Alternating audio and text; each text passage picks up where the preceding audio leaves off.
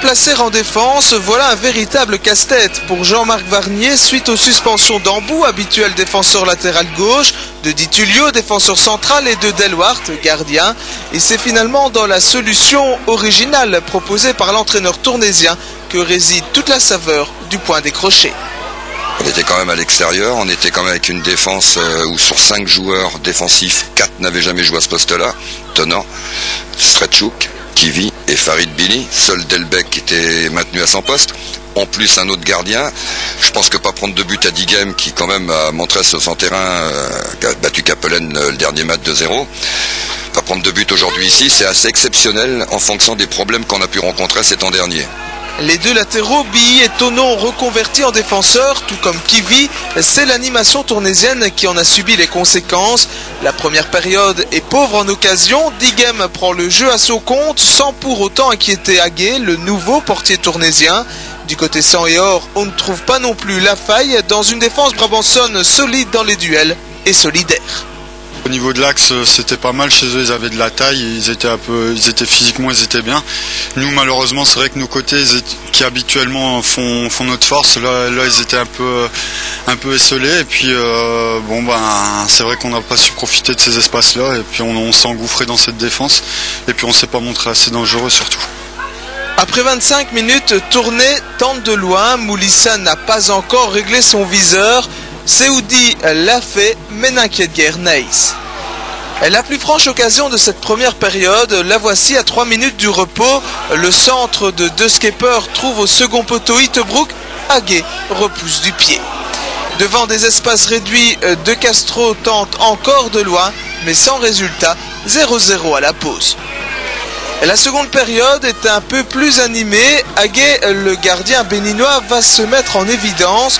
On rejoue depuis 6 minutes, la frappe à ras de terre de Jacobs l'oblige à se coucher. 2 minutes plus tard, il garde le 0 sur une hésitation de sa défense. Il anticipe devant Peter Jacobs. Et puis, fin du 4e quart d'heure et un nouveau plongeon pour Maxime sur cette frappe à la retourne de Jacobs. J'ai essayé de faire le mieux que je pouvais. Un gardien essaye toujours d'être le meilleur possible. C'était pas évident parce que j'étais habitué à des terrains un peu plus secs. Et donc la pluie m'a gêné un petit peu. Mais je pense que c'est de bon augure pour la suite. On regrette ce qui s'est passé avec Greg, on n'en est pas responsable. Maintenant, Maxime est arrivé sur la pointe des pieds et aujourd'hui il a montré que sur sa ligne, dans les 1 contre 1, sa parole aussi, ses commandements, c'était un gardien de valeur. On le savait, le petit Guéguin aussi, un gardien de valeur. On a 2 bons gardiens et j'oublie pas encore Morales et le petit Roland, bien sûr. Et Maxime Aguet va encore s'illustrer à un quart d'heure du terme sur l'envoi d'Ittebroek. Ce n'est pas fini. De Castro rate sa relance. Van Dorp lance De Skepper. 1 contre 1. Remporté par le gardien tournésien qui ne connaissait pas encore bien ses équipiers.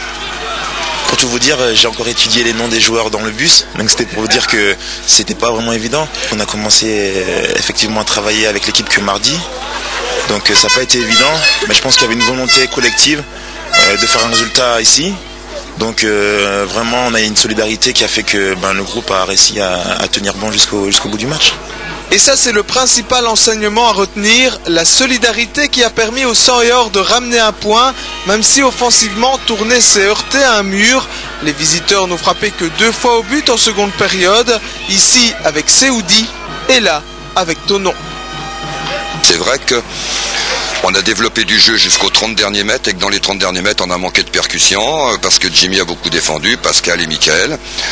Les changements sont venus pour apporter un peu de sang neuf et notre objectif c'était de ne pas perdre aujourd'hui ici. Quand on a des gros problèmes comme nous et être capable quand même de prendre des points à l'extérieur, c'est une demi-satisfaction, mais c'est quand même une demi-satisfaction, c'est pas un demi-échec. Ouais, c'est sûr qu'on n'a pas vu un grand match, même Dighem, on a vu qu'ils n'osaient pas non plus prendre trop de risques. Les 2 équipes ils jouaient un peu avec la peur au ventre. Et puis c'est vrai, on n'a pas vu un beau match, mais bon, eux ils se créent une belle occasion quand même. Nous on s'est montré très peu dangereux. Et puis c'est vrai que ce match nul, ça reflète un peu le match là. Et on verra surtout tout à l'heure que ce point décroché à Dighem n'est pas du tout une mauvaise affaire pour les Tournésiens. Allez, on vous l'annonce, ils ont encore augmenté leur avance en tête du classement. Mais avant